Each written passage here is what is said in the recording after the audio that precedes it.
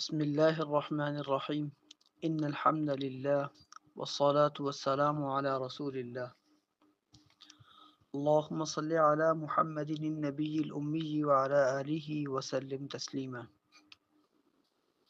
قال رسول الله صلى الله عليه وسلم إن من أحبكم إلي أحسنكم أخلاقا أو كما قال.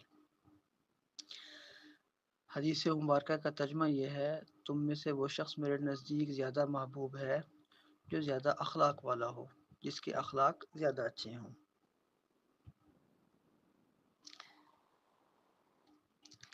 نبی علیہ الصلوۃ والسلام نے زندگی کے ہر شعبے میں ہمارے لیے رہنمائی کی ہے۔ آپ کی زندگی مکمل ضابطۂ اخلاق ہے۔ آپ علیہ السلام نے سیدہ فاطمہ رضی اللہ تعالی عنہ کا والد بن کر بتایا کہ کسی باپ کو زندگی کیسے گزارنی چاہیے۔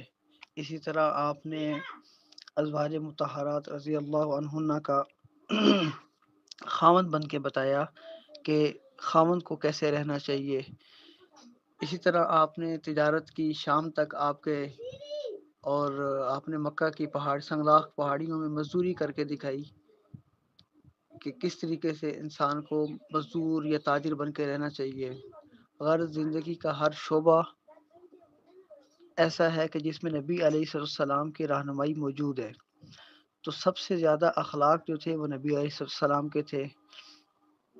اور ایک اور حدیث میں آتا ہے: تم میں سے بہتر وہ ہے جو اپنے گھر والوں کے ساتھ اچھا ہو، اور میں تم میں سے سب سے زیادہ اپنے گھر والوں کے ساتھ اچھا ہوں۔ اور اسی طرح ایک اور حدیث ہے: انما بعثت لاتمم مکارم الاخلاق، کہ مجھے تو بھیجا ہی کیا گیا ہے کہ اچھی اخلاق کی تکمیل کروں۔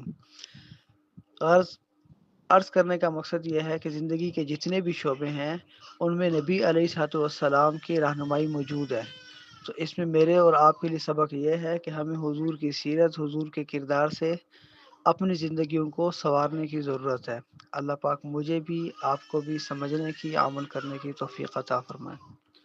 اللہم صلی علی محمد النبی الامی وعلی آلہ وسلم تسلیما۔